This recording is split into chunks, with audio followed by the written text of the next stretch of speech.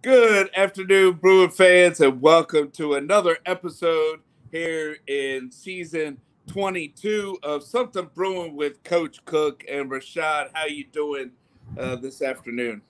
I'm doing okay. Yeah, I'm doing well. I can't complain.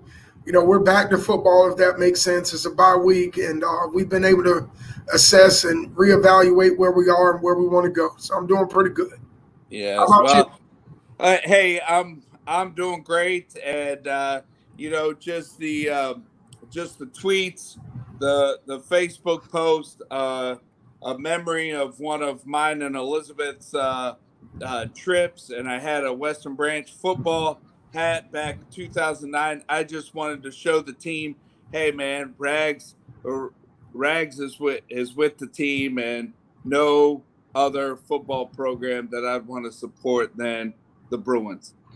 I agree. Me being a former player myself here and a former student in the building, this community has really shown the support of our program, and I'm in a very good space. I would love to say, starting this off, thank you to all of Bruin Nation that supported, whether it was virtually online or you physically came to the stadium or you just followed through a social media platform. We really appreciate that support, and it's really given our kids a lot of confidence going into our playoff opportunity. Yes, and I would like to piggyback on that. I mean, the pass gate was open. Nobody was manning it, but I was by myself, walked in, Tamika said, "Hey Mark, how you doing?"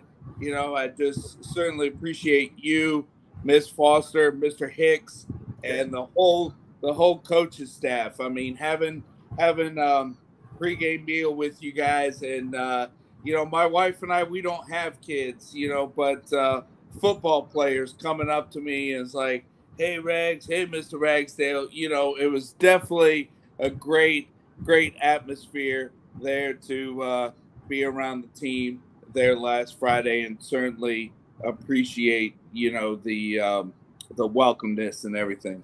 Absolutely. You're welcome. You're part of this Bruin family. I think you put something out there a couple weekends ago or weeks ago about what family looks like, and that is Bruin Pride. So we were glad to have you. We'd love to have you again. And, again, it's our culture. It's who we are and what we're trying to build here at Western Branch. Well, thank you. And yeah, I mean, with NFHS, other media platforms, some people that couldn't make it last night or didn't want to, or last Friday, or didn't want to fight the traffic, I put down, Facebook Live, and, I want to say that last Friday doing the video from the sidelines, it probably had my most my most viewers Is there. that right? Is that right? I can tell you it was who's who of media that was out there. All the news syndicates were out there, and just it's everything we want in high school football. And I shared that with Quizzy earlier this week. It's amazing what a community and how a community can rally behind a high school program. Generally when you graduate, you either go to the next level of college as a big fan or the pro level, but it's just awesome to see, our West Branch community and supporters that may not be a direct affiliate of Western Branch High School are behind us. And to me, that means a lot. And it's been a long time since we've had that genuine support. So I'm glad. I feel like we're doing something right here. Obviously winning helps, but at the same time, I think the way we're doing it and how we're going about it is as equally rewarding and valuable. So, last Friday was everything I guess a high school football game could be between two big time teams. Yes, and before we talk about the game, I mean, Mr. Brandorf and Miss Klein, Miss Klein has a plaque with her service at Western Branch High School there in the office. Both of them, on Miss Klein due to her family, Mr. Brandorf because of his family. both of them don't live local anymore, but they are certainly, whether I'm texting them or whether I get busy and at halftime they're like, Mark, what's up with the game? I mean, they're certainly tuned in to see what the Bruins do, and especially with it being senior night last Friday night. Absolutely. Hello to both of them. I hope Mr. Brandreth was proud of the uniforms.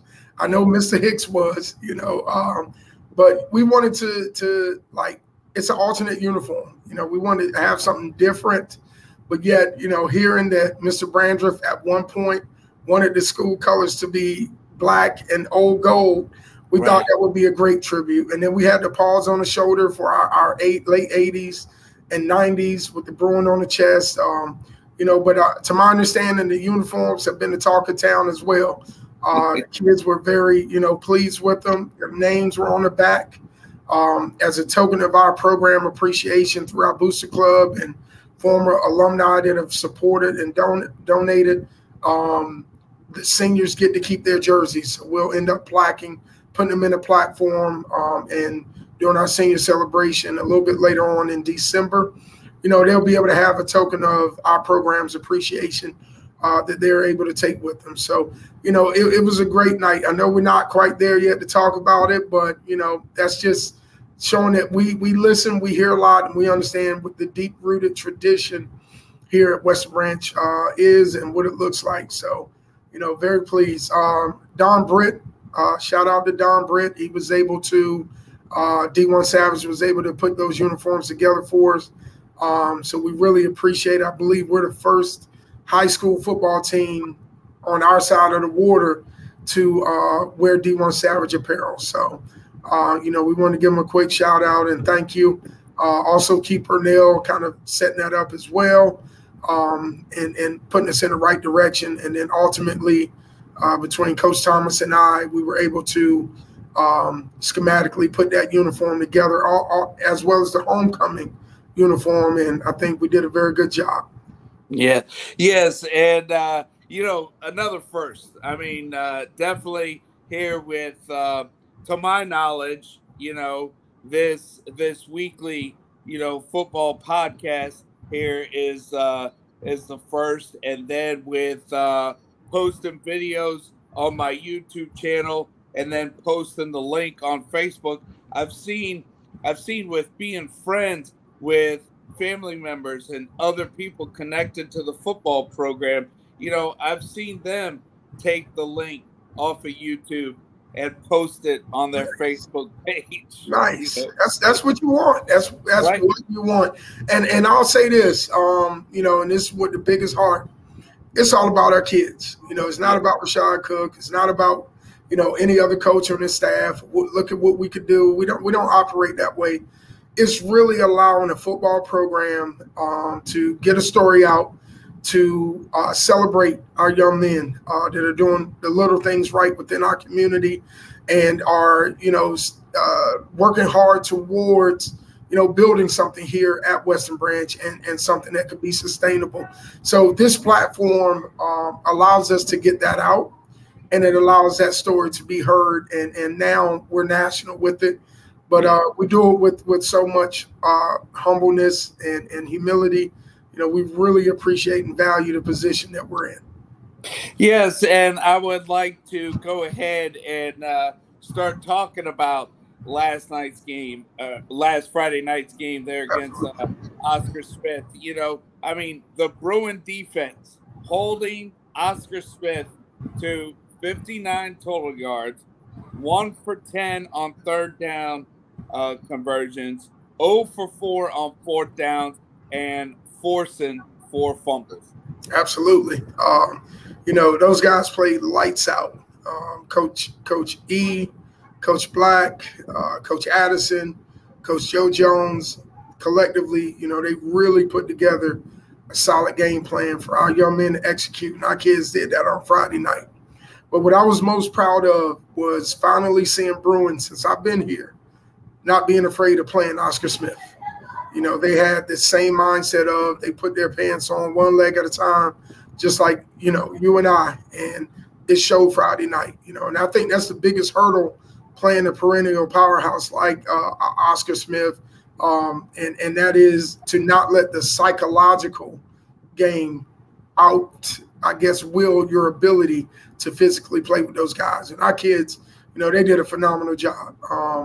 We've watched film already. Tuesday was our film correction in person for our defensive guys. And there's still some plays we left on the field. But at the end of the day, our kids still competed at a high level. Brickhouse, Cam Warren, Paul Billups, some of the household names you hear, those guys left it on the field. And it's many, many more. All the guys that came on that field to compete defensively, those young men left it on the field. And we can't be upset with that. But it was a physical football game. I think we got a little tougher after Kings Fort. Each week we worked on just creating that uncomfortable edge in practice. And now we're starting to see that come to light. So very proud of those young men. Yeah, and, we talk about Priester. We talk about Billups, CJ, Cam Warren, on defense week in and week out. But how about the freshmen here, especially last Friday against Oscar Smith? I mean, Applewhite and Parker, to highlight two underclassmen that certainly, stepped it up. Yeah, absolutely. They're awesome young men. They're competitors. They want to win. And I'm not surprised that one came from West Branch Middle with a winning mindset and Parker, and the other young man, Applewhite, came from Jolliffe Middle with a winning mindset. And you're looking at two young men that really shows the direction our football program is heading. Dane McDaniel Jr. has been a kind of silent assassin, if that makes sense. He comes in, he spot play here or there, but he's effective. He hasn't done anything to hurt us. He's an athlete just like those guys. But the two you just highlighted, as it relates to Oscar Smith, you watch those guys grow up Friday night. And what better way to grow up than against one of the best teams in the state? Yeah, and, another thing here, I mean, even before the game started, I mean, honoring the seniors, then also with, at the end, walking as a team, before heading to the locker room and then, coming out the end zone, getting ready to come on. I mean, but the pregame ceremony there to honor the seniors, definitely a nice touch to start the game. Absolutely. But our motto, and I got this from UNC at Chapel Hill, they dedicate 4 years. We're dedicating 40. So what you saw was a coaching staff and a family or a foundation or, one Bruin mentality. But these seniors know our relationship is just getting started when it comes to the new game called real life, if that makes sense, or in the real world. So, yeah, it was a special night. It's something that you get to look at and you watch these guys develop from freshman year all the way to seniors. And then on top of that, the way they competed on the senior night, it really gave you confirmation that we put our kids in a position to be successful. Those 18 young men will be missed. They have been a great impact of our program, and many of those young men will have an opportunity to continue to play at the next level when their high school career comes to an end. Yes, and with starting in August, and we played 10 straight weeks like we did last year. We're now into the bye week, so now it's just research, game film, touch up on some loose ends, to get ready for the second part of the season, which is playoffs. Absolutely. So, this week, how we did it, our motto, especially week 10, I was asked by a news broadcaster about 2 days ago, how does it feel to go 10 straight weeks and then have a bye? And my first initial reaction when I had this schedule set about a year ago, I didn't like it. I felt like there needed to be some break somewhere in between the season. But in reality, wow, what a difference a week 10 bye makes. Because any injuries or any issues you have, you got a week to figure it out before playoffs, and you get to sit back and watch other teams compete. You can kind of see where the power rankings and where you'll be seated kind of play out going into that Monday. So it's a lot of good in a week 10 bye, much like one in the middle of a season maybe for some teams. But it's been great for us. So for us, we look at our last film, we really dissect it. We go in the microscope, and we really, really look at the little details of what it took to win or what it took to not win a game. And then we break it down. So each day we work on O on Monday, D on Tuesday, and kicking game on Wednesday. So today's focus is special teams. So each coach and coordinator gets a chance to really dissect the pros and the cons. Even if it's a win, we really want to dissect the pros and the cons. As I mentioned earlier, there were quite a few plays we left on the field defensively, despite how great they played. And that's to be expected. We don't expect perfection, but yet there are some plays, some aha moments that make sense. So if we play and when we play our next opponent, we should see improvement. Before we jump too far ahead, I want to give offense a shout out. Offense really moved the ball up and down the field. And that was very impressive. I believe Shamik had 98 rushing yards. And again, against the number one defense in the state or in the top ranked defense in the area, I was very pleased the way Shamik was able to do what he do best. And that speaks volume of how good of a running back he is. Our O-line did a very good job, and Quizzy, man, just showed a lot of guts to be able to compete. I believe it was in the first quarter. He got a sprained on his ankle.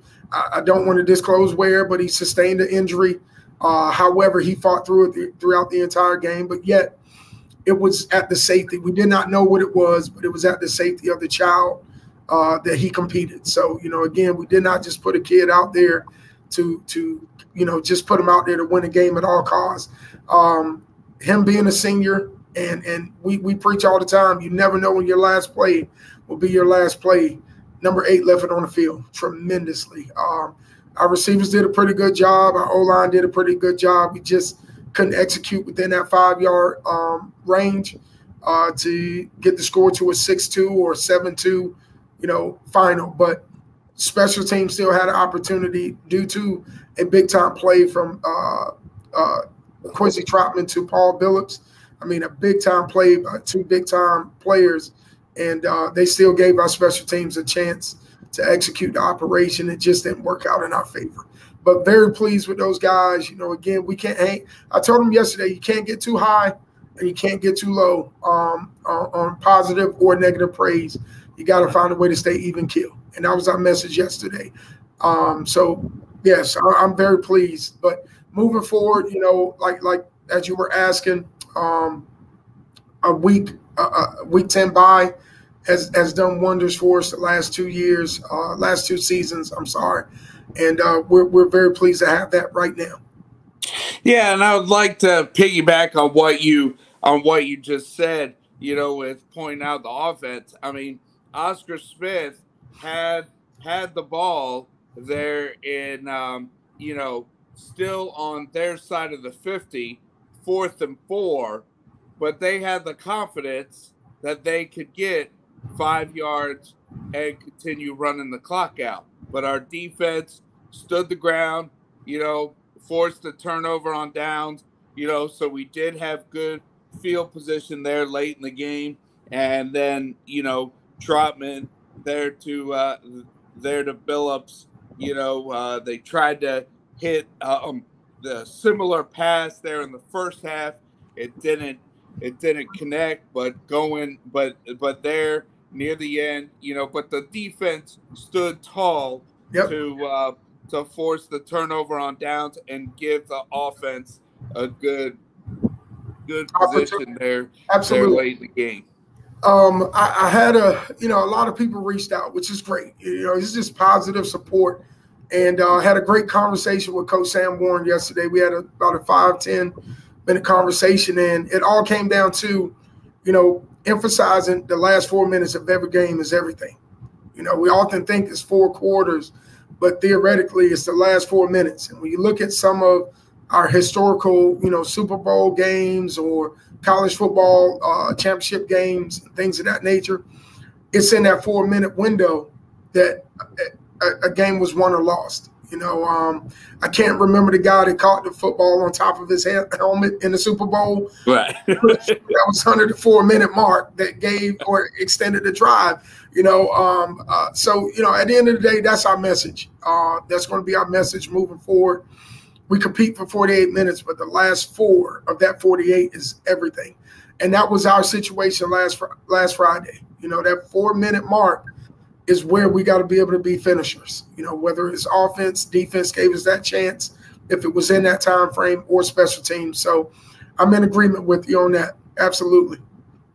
Yeah, and before we look ahead, JV, with playing the night before last week at Oscar Smith, Yes.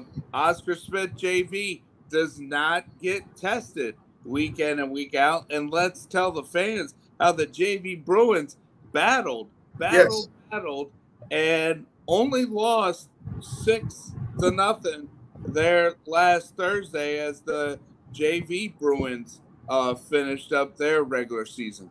Absolutely. And ironically, they had the ball on the 5 with 4 downs to score, and they needed 6. So they needed to score. They could not kick a field goal.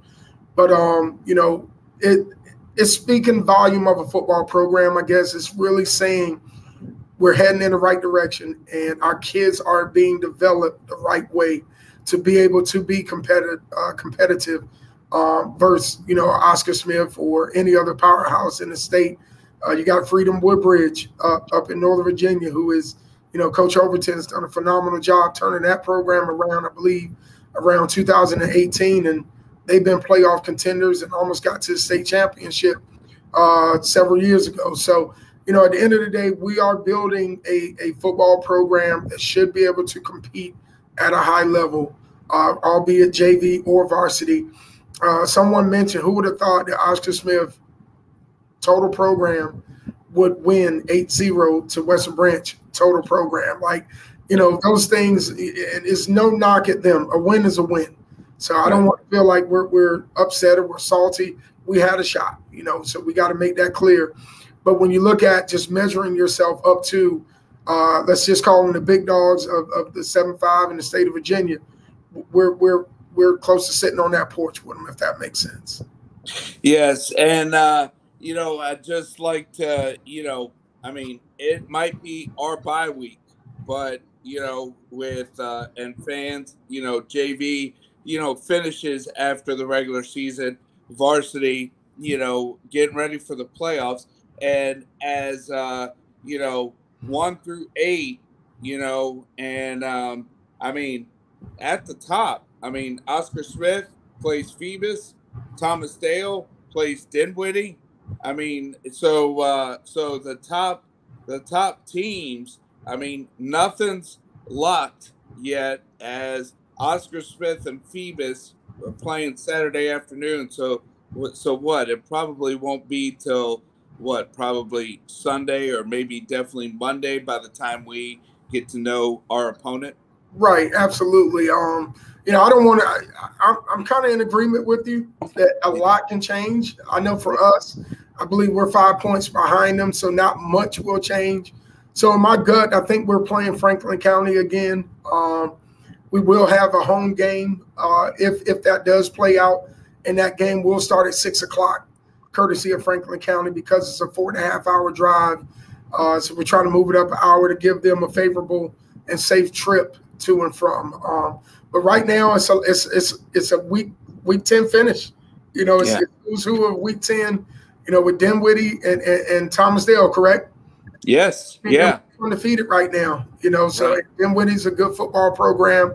So it's our opportunity to sit back and just watch high school football and see where it plays out. We got some coaches that are going to go and kind of look at some other teams within our region that we may end up seeing, and or local talent that they may not have had an opportunity to see. So, we'll see how that plays out. But right now, just our focus is healing up, getting our kids, we use the term come to balance, get our kids balanced mentally, physically, and emotionally, and let's get ready for whoever we play to be prepared and execute the opportunity.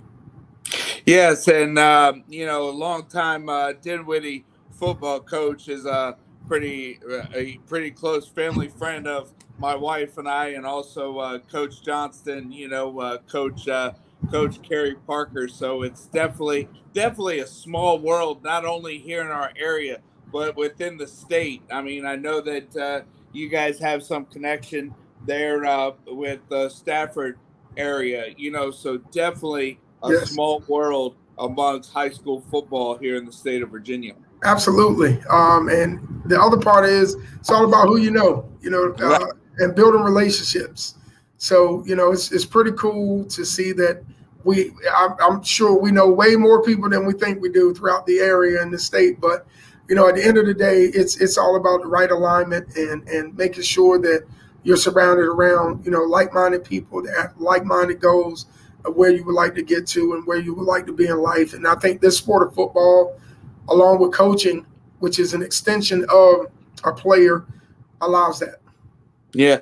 And hey, so our Bruin flashback, right. we gotta highlight one person, with Bruin alum, definitely been a consistent supporter here of the program.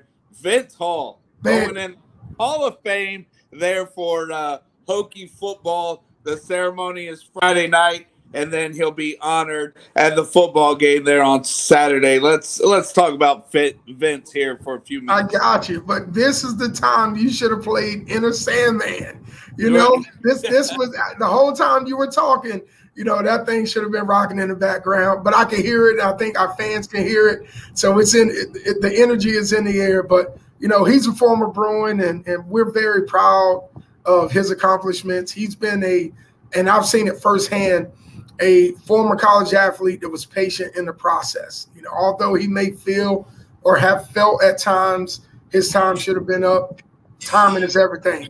Hey, I'm sorry to interrupt, but when you request, Rags will come through. Yes. So here's a little of Enter Sandman here. That's gonna be blaring here, and Vince, when he was a Hokie, my first game at Lane Stadium was against Clemson when they hosted on Thursday night. And Clemson had those two running backs, and Virginia Tech took them down. And so we'll be blaring here Enter Sandman. I hear it. Bruin Nation hears it. Oh man, that's great. This is what it makes this show so fun. But yes, we talked earlier, before we got rolling, and I mean, we're talking about a linebacker that played against some stud athletes, some big time players during his era, his time at Virginia Tech, along with his teammates, right? We always talk about one guy getting the praise, but it's 10 other guys that, put him in that position to be successful. And, very, very happy for him. He makes Western Branch better, if that makes sense. I believe this is the second, to my understanding, the second Western Branch Bruin alum to go into the College Football Hall of Fame. Dre Bly was first a couple years ago, and now Vincent Hall. So, we're very excited for him as a family. We're very excited for him as a program, and it's well-deserving. Well-deserving. Right, yeah. Yes, and, I know that they honor – the inductees there at the game on Saturday, but, I just had to, try to be there at the banquet. So I called the athletic office and taking the day off on Friday and plan on being there at the inn at Virginia Tech there during the dinner here. And another 757 alum, Cam Chancellor. Cam Chancellor, yes. Yeah. Absolutely. Maury High School, correct? Yes. Yep. Absolutely. So, again, you're talking about big time players. First time I heard of Cam was through Rock. I watched him play football, but to create a personal connection, I did not know Cam was a quarterback. But apparently Cam was a quarterback when he was recruited to Virginia Tech. And apparently a couple of DBs got hurt. And the question was who could play defense. And Cam and Rock Carmichael were both on offense at the time. And then the opportunity, arise for them to go to defense. And it was lights out after that. And, Bud Foster, I guess, is the legend. He's the GOAT when it comes to evaluating talent and things of that nature. Did you know that hawk tackling originated at Virginia Tech? No. Yes. Wow. From what I've gathered, Bud used to have hawk tackling drills with all their defense, obviously. But when Cam went to Seattle, that's when he introduced it. And then that's when it took off, But to my understanding, they were doing hawk tackling drills in Blacksburg, back in the mid-2000s. So just, wow, just a lot of history and all of that. And I know Coach Jay and Bud Foster are connected tremendously. And, it'd be great to hear from Vince, not putting him on the spot, but after the Hall of Fame, induction, it'll be great to hear his story and for him to share his story. I don't know if we could do a sit down between him, myself, and you, or just you and him. Yeah. It doesn't matter. But it's something worth listening to because he made a tremendous impact, not only here at Western Branch as a multi-sport athlete, baseball, basketball, football, and I believe soccer, but I don't believe so. I think he played soccer when he was younger.